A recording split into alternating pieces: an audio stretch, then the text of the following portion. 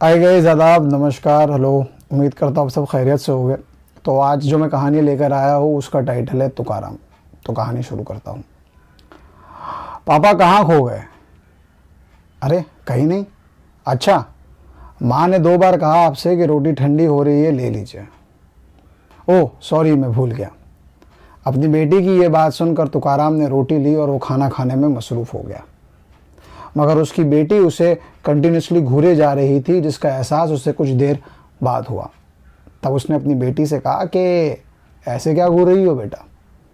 तो बच्ची ने कहा, पापा मैं देख रही हूँ कि आप परेशान नज़र आ रहे हो। आपके सीनियर्स ने आपसे कुछ कहा क्या?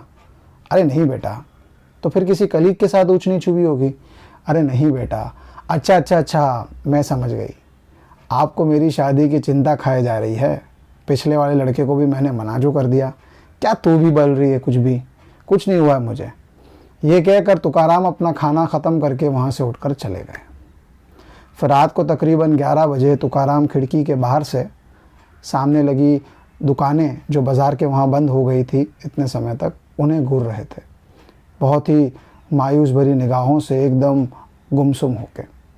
कुछ देर बाद उनकी बेटी वहाँ आई तो उसने आके कहा, पापा आई एम सॉरी, मैंने आपको अपसेट कर दिया।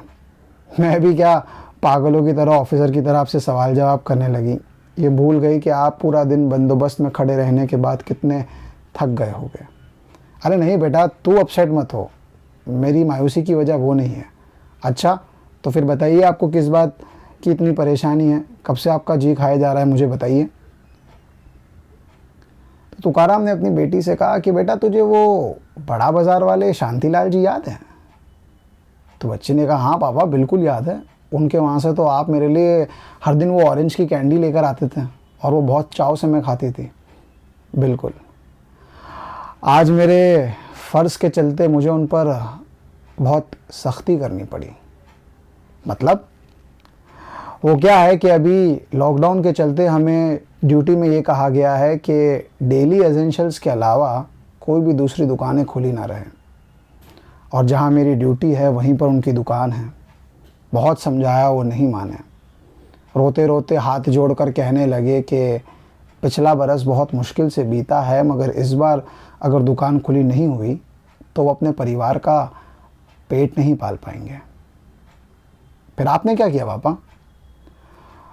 आहिस्ता से अपनी नज़रें झुकाते हुए कोने में रखे अपने लट या जो डंडा होता है, तुकाराम उसे घूरने लगा और लरसती हुई ज़बान में तुकाराम ने कहा, बस अपना फ़र्ज़ निभाया। कितनी अजीब बात है ना बेटा।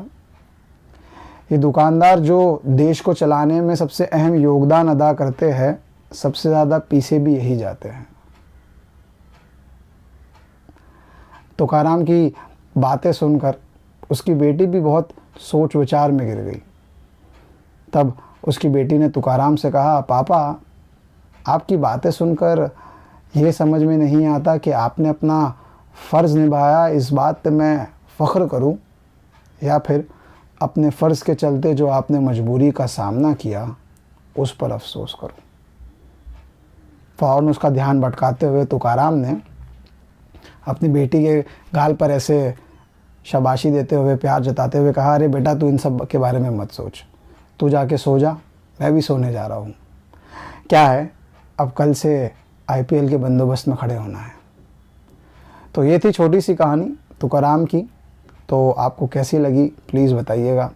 अच्छी लगे तो आपको पता है क्या करना है, और अपना ध्यान रखिए इस नाजुक कड़ी में, सतर्क रहिएगा, क्योंकि हम सब जितने सावधान रहेंगे उतने आसानी से ये मुश्किल वक्त जल्दी टल जाएगा।